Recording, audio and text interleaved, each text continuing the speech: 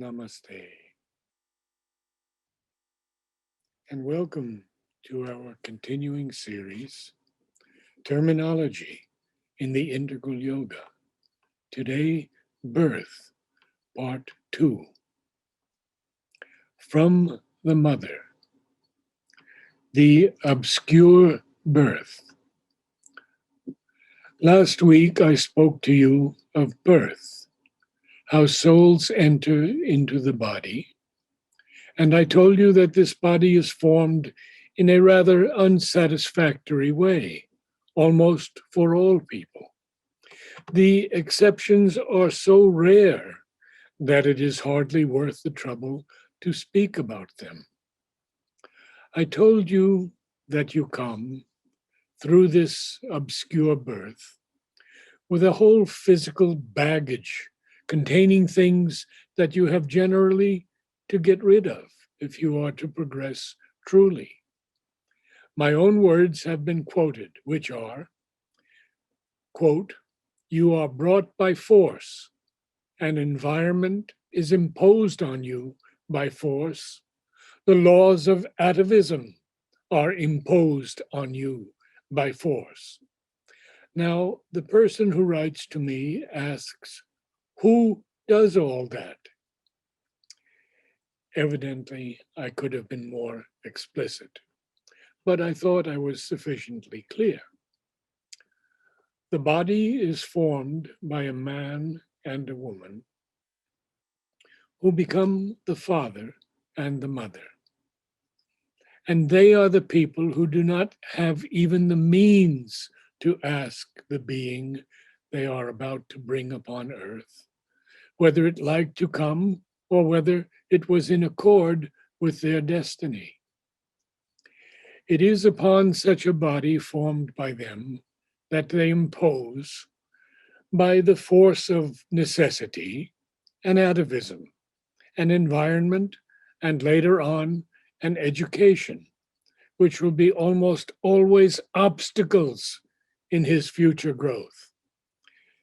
Therefore, I have said here, and say it over again, parentheses, I thought I was clear, end parentheses, that it is a matter of physical parents and physical body, nothing else.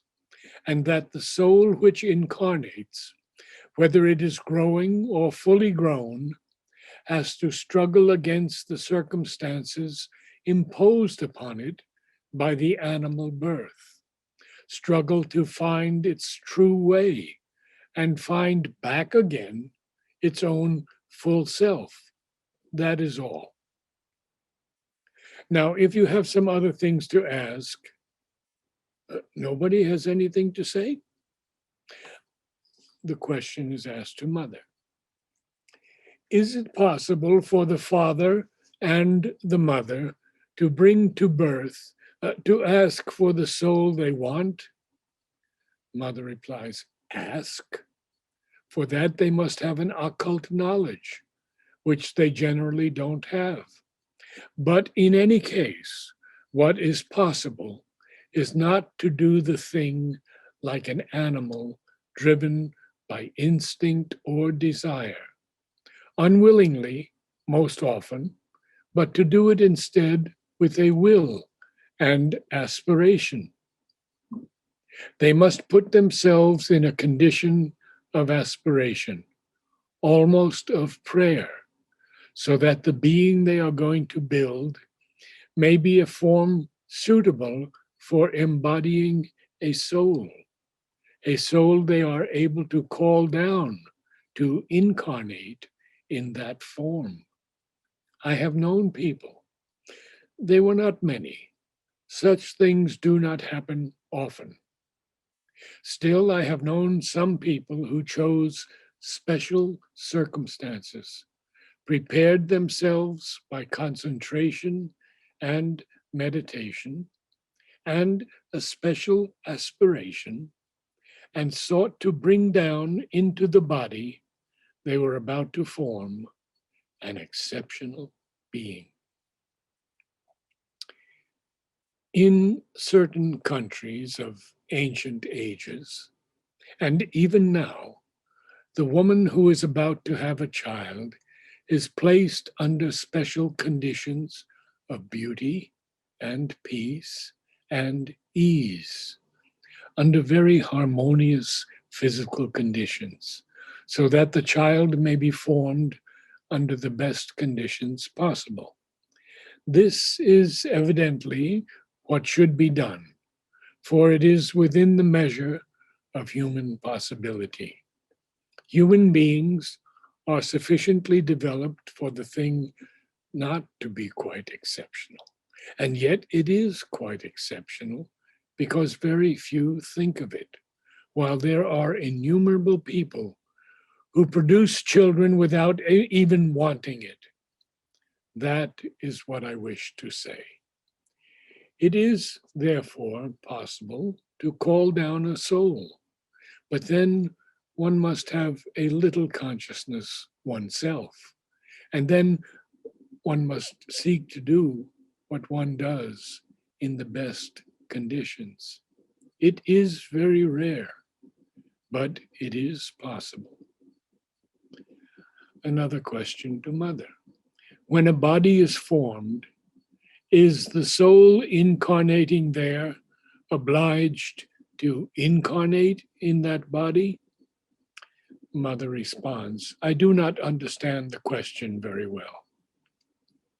The person continues, the formation of the body depends wholly upon a man and a woman. But is the soul that manifests in the child, in the body that is forming, obliged to manifest in that body? Mother says, you mean whether the soul can choose between different bodies? Yes. Of course, it is very exceptional, in spite of everything, in this formidable human mass, for a conscious soul to take a body according to its will. It is a very rare fact. I have already told you that when a soul is conscious, fully formed, and wants to take a body, generally it seeks from its psychic domain to see a corresponding psychic light somewhere upon the earth.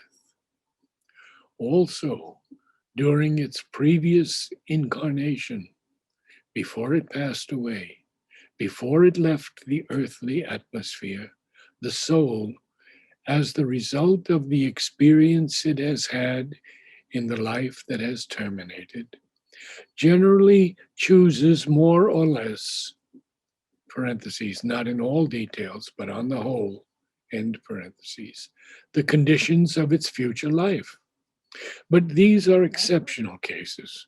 For ourselves, it may be, we might speak of this, but for the majority, the vast majority of human beings, even among those who are educated, the question does not arise at all. What comes is a psychic being in formation, more or less formed, and here there are all the stages of formation, from the spark becoming a little light up to the fully formed being, and that extends over thousands of years. This ascent of the soul to become a conscious being, having its own will, capable of deciding the choice of its life, takes thousands of years. So you want to speak of a soul that would say, no, I refuse this body. I am going to look for another. I do not say that it is impossible. Everything is possible. In fact, there are cases of stillborn children. It means there was no soul to incarnate in them. But that may be for other reasons also, for reasons of malformation only. One cannot say. I do not say that the thing is impossible, but generally when a conscious and free soul chooses to take a body again on earth, even before the birth, it works upon that body. It has therefore no reason for not accepting even the inconveniences that may be due to the ignorance of the parents. For it has chosen the place because of a reason that is not a reason of ignorance. It has seen a light there. It may be simply the light of a possibility, but there was a light, and it is for that that it came there. So it is all right to say, ah, no, it does not please me. But where could it go to choose something else that might please it? It may be done. I do not say that it is impossible, but it does not happen very often. For when the soul looks down from the psychic domain upon earth and chooses the place of its next birth, it chooses with enough discrimination and is not likely to make a gross blunder.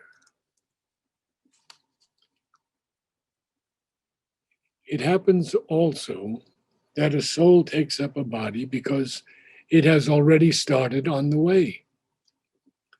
The starting may be due to many reasons. For children who die very young, in a few days or weeks, the reason may be something like that.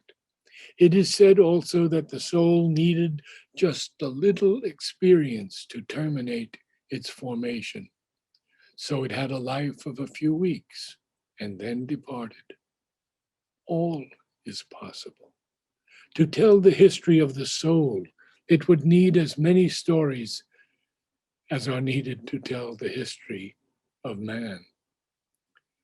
So to decide arbitrarily, it is like this and it is not like that, this happens and that does not happen, is childishness. Everything can happen. There are cases, some more frequent than others. You can generalize, but you can never say this is not possible. And it is always like this or always like that. Things do not happen in this way. But in any case, yes, in any case, even in the very best of cases, even when the soul comes consciously, even when it has consciously taken part in the formation of the physical body, so long as the body is formed in the usual animal way, you cannot prevent the soul from having to struggle and correct all the things that come from this human animality. The parents have necessarily a special formation. They are in especially good or bad health. Even putting the things at their best, the parents have a mass of atavism, habits, and formations in the subconscious and even in the consciousness, which are the result of their own birth, the environment in which they lived, and the life they have had. And even if they are remarkable people, they have a quantity of things which are altogether contrary to the true psychic life. Even the very best, even the most conscious among them. Furthermore, there are all the things that are to come. Even if one takes good deal of pains for the education of one's children, they come into contact with all kinds of people who will have an influence over them, particularly when they are very young. These influences enter into the subconscious, and one has to struggle against that later on.